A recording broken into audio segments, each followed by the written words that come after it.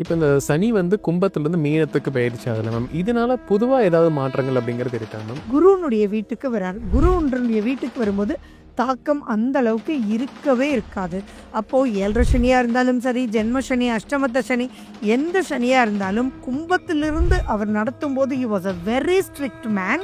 இப்போ அந்த அளவுக்கு இல்லை, எதுவுமே நிதானத்தோடையும் பக்குவமாக தான் செயல்படுத்தி எடுத்துட்டு போகும். இதுதான் பேசிக் டிஃப்ரென்ஸ். இந்த வக்ரமாம் காலகட்டத்தில் எப்படிப்பட்ட மாற்றங்களை அவர் தருவாருங்க? சனி பெயர்ச்சியில் வக்ரம் எப்போ வருதுன்றது எல்லாருமே நோட் பண்ணிக்கணும். அந்த வக்ரம் அவங்கவுங்களுக்கு எப்படி இருக்கும் அப்படின்னு பார்க்கணும். இந்த தடவை சனி வக்ரம் வந்து 2 தடவை உங்களுக்கு வந்து ஆகுது. அந்த சனி வக்ரம் ஆகும்போது சுய ஜாதகத்தில் இந்த ராசிக்கல் அப்படிங்கிறது இந்த காலகட்டத்தில் போடலாமா? சான்ஸே கிடையாது. இந்த 2.5 வருஷத்துக்காக தான் ரத்தினங்கள் போட்டு தயவு செஞ்சு யாருமே பணத்தை வேஸ்ட் பண்ணிடாதீங்க. வேணும்னா தேவைன்னா வாழ்நாள் முழுக்க போடுற மாதிரி இருந்தால் போடுங்க, இல்லாட்டி வேண்டவே வேண்டாம். இது நீளத்துக்கு மட்டும் இல்லை, எந்த பெயர்ச்சிக்காகவும் ரத்தினங்கள் வேண்டாம். ஒரு ஃபேமிலி இருக்காங்கன்னா அவங்களுடைய ஃபேமிலியில் இருக்கக்கூடிய ஒரு சன் ஆர் டாட்டருக்கு ஒரு 7.5 சனியோ இல்லை அஷ்டம சனியோ வந்துடுது. இப்போ வந்து மேஷத்துக்கு 7.5 சனி, மேஷத்துக்கு 9ல் வந்து உங்களுக்கு சனியினுடைய பார்வை இருக்கு. அப்போ தகப்பனாருடைய தொழில் வந்து ரொம்ப எச்சரிக்கையாக இருக்கணும் அப்படின்றது பாயிண்ட். ஒழிய சில நபர்கள் வந்து ஜோதிடத்தை பார்க்கவே பயப்படுறாங்க. ஸோ அவங்க ஏதாவது சொல்லிட்டாங்கன்னா நம்ம இந்த 2.5 வருஷம் எதுவுமே செய்ய முடியாது அப்படின்னு. பயப்பட வேண்டாம், நடுங்கிட்டெல்லாம் வருவாங்க. பார்க்கறதுக்கே பயமாக இருக்குன்னு கண்டிப்பாக சொல்லுவாங்க. ஸோ தெளிவு வர போய் இன்னும் பிரச்சனையாக வீட்டுக்கு நிம்மதி இல்லாமல் போயிடுவோமோன்ற பயம் இருக்குது. ஸோ அப்படிப்பட்டவங்களுக்கு லாஸ்ட்டாக எப்படி இருந்தது அப்படின்னு சொல்கிறத வச்சுக்கிட்டு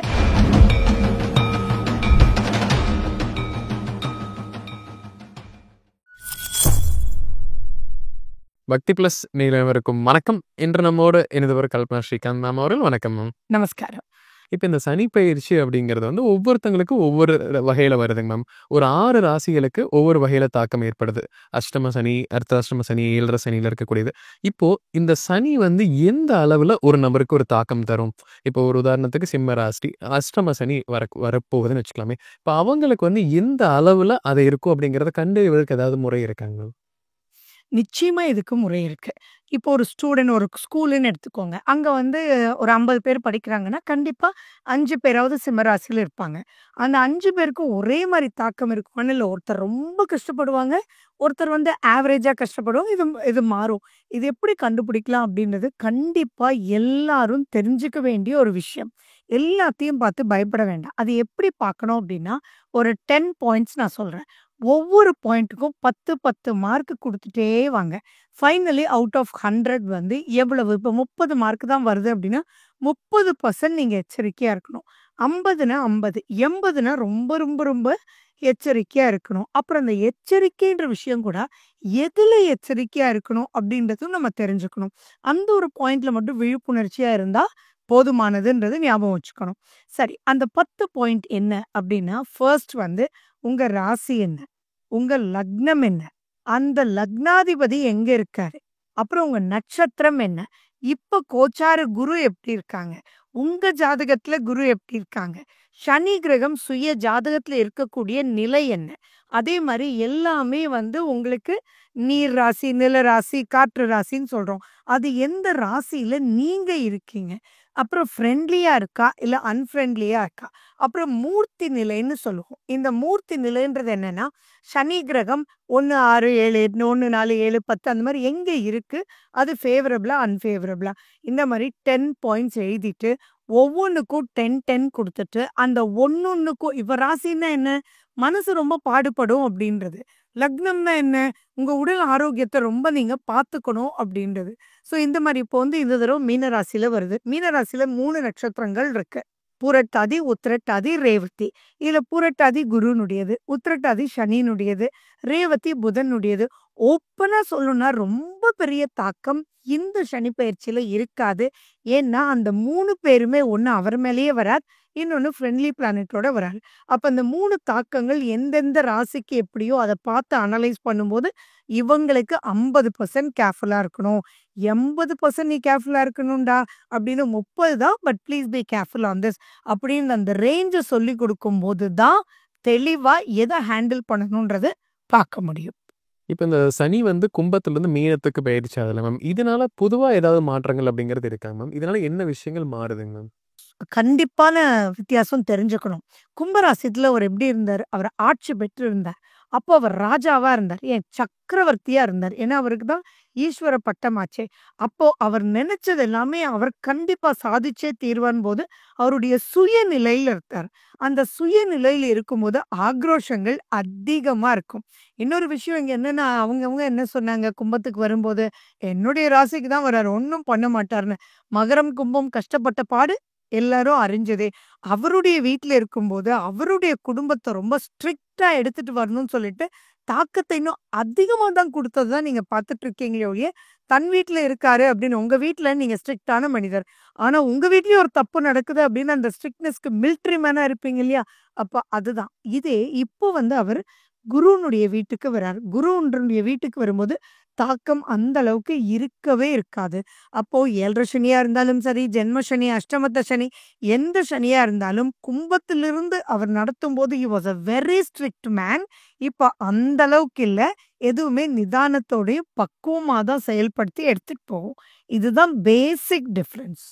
இப்ப இந்த சனி வந்து வக்ரம் ஆகுதுல மேம். 2, 2 ஆண்டுல கண்டிப்பா 1 முறை, 2 முறை வக்ரம் ஆகுது. இந்த வக்ரமாகும் காலகட்டத்தில எப்படிப்பட்ட மாற்றங்களை அவர் தருவாருங்க மேம்? ரொம்ப நல்ல கொஸ்டின் இது. சனி பெயர்ச்சியில வக்ரம் எப்ப வருதுன்றது எல்லாருமே நோட் பண்ணிக்கணும். அந்த வக்ரம் அவங்கவங்களுக்கு எப்படி இருக்கும் அப்படின்னு பார்க்கணும். இந்த தடவ சனி வக்ரம் வந்து 2 தடவ உங்களுக்கு வந்து ஆகுது.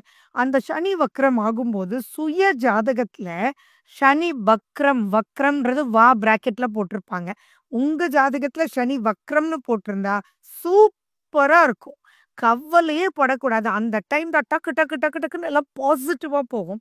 இதே சனி வக்ரம், ஆனா சனி வக்ரம்ன்றது உங்க ஜாதகத்துல இல்ல அப்டின்னா, அந்த தாக்கம் பன்மடங்கு அதிகமா இருக்கும். ஸோ எப்பயுமே கம்பேட்டபிலிட்டி வித் சுய ஜாதகம் தான்.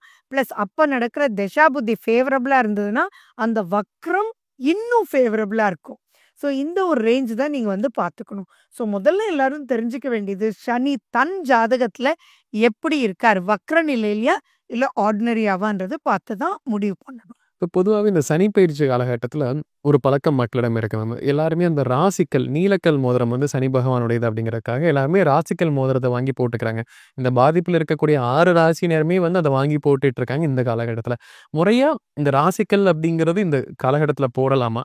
அதே மாதிரி இப்ப சிம்ம ராசியினர் இப்ப ஒரு ராசிக்கல் வாங்குறாங்க அப்படின்னா, அத அடுத்து கன்னி ராசிக்கு அத அடுத்து என்றவனு பயன்பட்டவனே அத மாத்தி குடுத்துரலாமா மேம்? இது எந்த அளவு உண்மை? இது எந்த அளவு சாதகமான ஒரு விஷயம் மேம்? எல்லாரும் தெரிஞ்சுக்க வேண்டிய கேள்வி இது.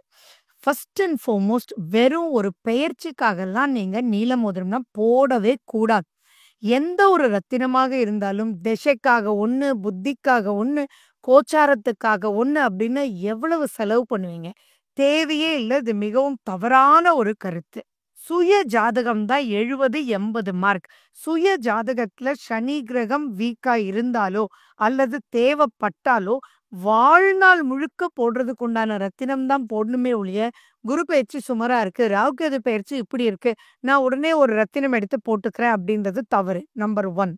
நம்பர் 2 பார்த்தீங்கன்னா, அந்த சனியினுடைய ரத்தினம் வந்து உங்களுக்கு எந்த அளவு வேணும்? இப்போ உடம்பு சரியில்ல, டாக்டர்ட்ட போறீங்க. அவங்க என்னன்னு ஸ்கேன் பண்ணி பார்த்து அதுக்கு தகுந்தது தானே டோசேஜ்ன்னு குடுக்குறாங்க. எல்லாருக்கும் ஒரே டேப்லெட் குடுக்கறது இல்லையா? ஹை ஃபீவர் இருக்கு, நீ இப்படி போடு. இந்த ஒரு டோசேஜ் போடு. உனக்கு 1000 எம்ஜி போடு. டயபெட்டிஸ் இவ்ளோ ஜாஸ்தி இருக்கு. 2000 எம்ஜி போடு. இல்ல 500 எம்ஜி போடுங்க. எல்லாம் கண்ட்ரோல் ஆயிடுச்சு. அப்படியெல்லாம் சொல்றாங்க இல்லையா? அதே மாரி ரத்தினங்கள்ல வேரியேஷன் உண்டு. அது மட்டும் இல்ல. ஒவ்வொரு பூமியில கிடைக்கக்கூடிய ரத்தினத்துக்கும் மாற்றங்கள் இருக்கும். ஃபார் எக்ஸாம்பிள் சிம்பிளா சொல்லணும்னா, இப்ப கேரட் வந்து சாப்பிடணும் நல்லது. கேரட்ல என்ன இருக்கு? கால்சியம், ஸ்ட்ரென்த் இருக்கு. இப்போ கால்சியம் வேணுன்றதுக்காக உங்கள கேரட் ஜூஸ் சாப்பிட சொல்றாருன்னா, டாக்டர் என்ன சொல்வாரு? ஊட்டி கேரட் வாங்கி சாப்பிடு. ஏன் அந்த ஊட்டி கேரட்? அதில தான் வந்து ஹை கால்சியம் இருக்கு. அந்த மாரி சனி கிரகத்தினுடைய தாக்கத்த வச்சு ஒவ்வொருத்தருக்கும் எந்த அளவுக்கு வேணும் அப்படின்றது அளவுன்றது சைஸ்ல கிடையாதுன்றது ஞாபகம் வச்சுக்கோங்க. ஒன்லி தரத்துல தான். பூமியில எத்தன வருஷம் இருந்திருக்கு அப்படின்றத வச்சு தானே ஒழிய, நான் பெருசா தான் போடணும் அப்படின்ற அமைப்பெல்லாம் இல்ல. அதே மாரி அந்த ரத்தினங்கள் போடணும். அவருக்கு வந்து சனி திசைக்காக அவர் போடுறாரு. அல்லது சனி திசைக்காக இல்ல, சனி பெயர்ச்சிக்காகவும் போடல. அவர் ஜாதகம் பார்க்குறாரு. அவருக்கு பொதுவாவே நீலம் போடணும் அப்டின்னாலும், அது எப்படி போடணுன்ற ஒரு முறை இருக்கு. தங்கத்துலலாம் நீலம் வந்து போடவே கூடாது.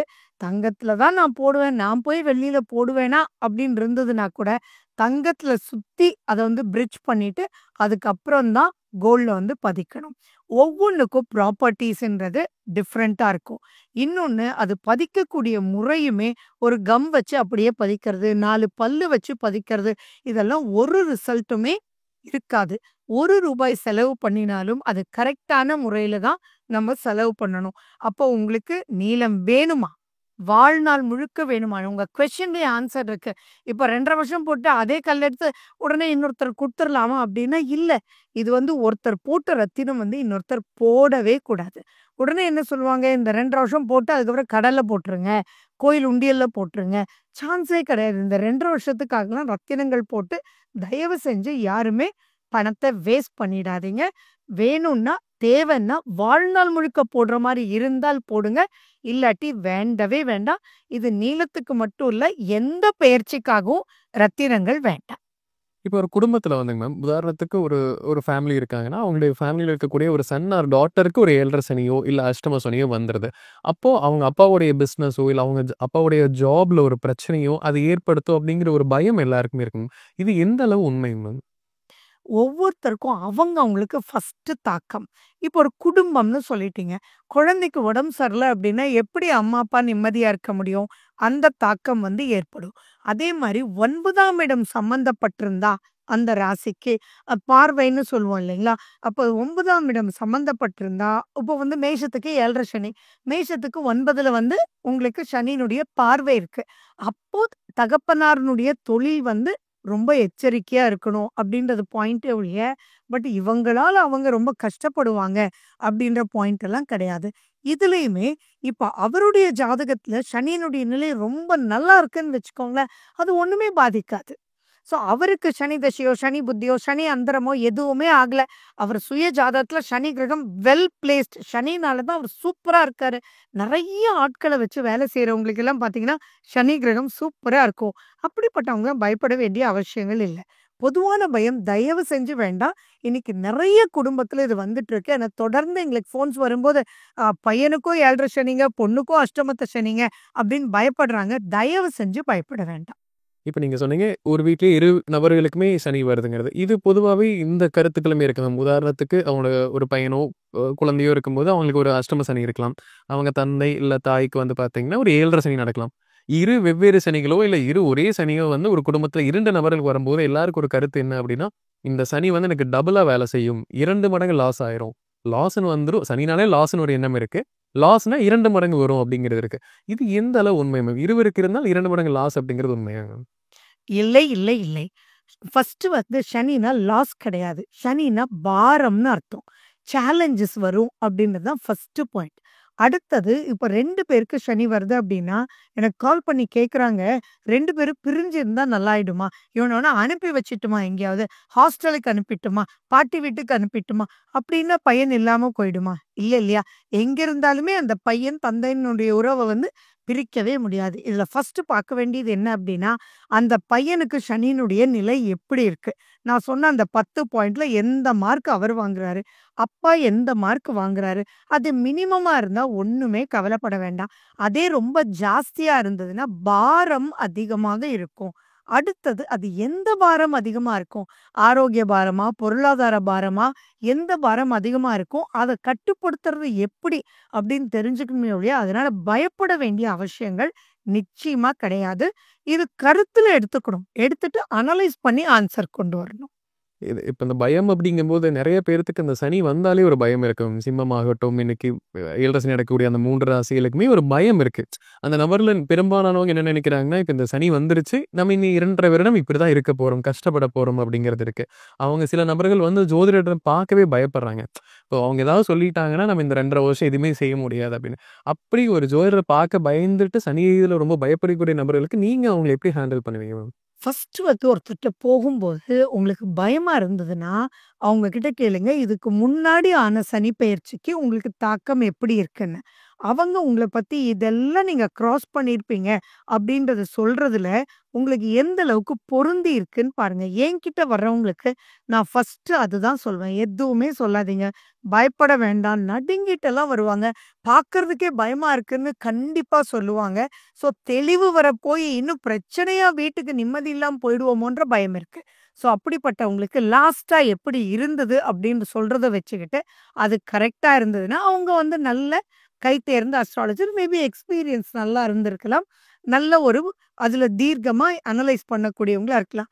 அத வச்சுட்டு இப்ப எப்படி இருக்கும் அப்படின்றத நீங்க தெரிஞ்சுக்கிட்டீங்கன்னா, அது வந்து உங்களுக்கு பேலன்ஸ் பண்ணலாம்.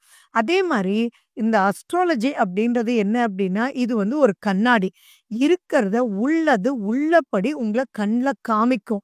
கண்ல காமிச்சுட்டாலே ஜெயிச்சிடலாம் இல்லையா? ஏன்னா முன்னாடி ஒரு பெரிய குழி இருக்கு அப்படின்னு தெரியும்போது, அதுல போய் வேணும்னே கீழ இறங்கி முட்டி மோதி கீழ விழமாட்டோம் இல்லையா? ஸோ அது தெரிஞ்சுக்கிறதுன்றது ரொம்ப முக்கியம். அப்படி தெரிஞ்சுக்கும்போது, எப்படி டைவர்ட் பண்ணி போகணும் அப்படின்றத நம்ம தெரிஞ்சுக்கிட்டு போறோமோ, அந்த மாரி டைவர்ட் பண்ணி வாழ்க்கைய அமைச்சுக்கிறதுக்கு உண்டான டூல்ஸுமே சொல்லப்பட்டிருக்கு. ஜோதிடம் அப்படின்றது ஒரு வாக்கிங் ஸ்டிக் நமக்கு. அந்த ஸ்டிக் வந்து எப்படி போகணும்? எந்த சைட் போனா சீக்கிரம் போலாம்? எதுல நிதானம் வேணும்? இப்ப கோவப்பட்றாதீங்க. பட்டா பிரச்சனையில மாட்டிக்குவீங்க. மாட்டுனா தீர்ந்தீங்க சார் அப்படின்னு சொன்னா, கோவப்பட மாட்டீங்கல்ல. அப்ப அந்த கோவம் வராம இருக்கிறதுக்கு உண்டான உணவுப் பொருட்கள் என்ன? கோவம் வராம இருக்கிறதுக்கு என்ன ஸ்லோகங்கள் நீங்க கேட்கலாம்? என்ன நீங்க மெடிடேட் பண்ணலாம்? பிராணாயாமம் எப்படி ஹெல்ப் பண்ணும்? இதெல்லாம் சொல்லிக் குடுக்கறது தான் வாக்கிங் ஸ்டிக். ஸோ அப்ப இதுக்கு முன்னாடி நடந்தது என்ன? அதுல கிளியர் ஆயிக்குவீங்க. இப்ப என்ன வரப்போகுது அப்படின்றத புரிஞ்சுக்குவீங்க. அந்த வராம இருக்கிறதுக்கு என்ன பண்ணணும் அப்படின்றது பல ரூபத்துல தெரிஞ்சுக்குவீங்க.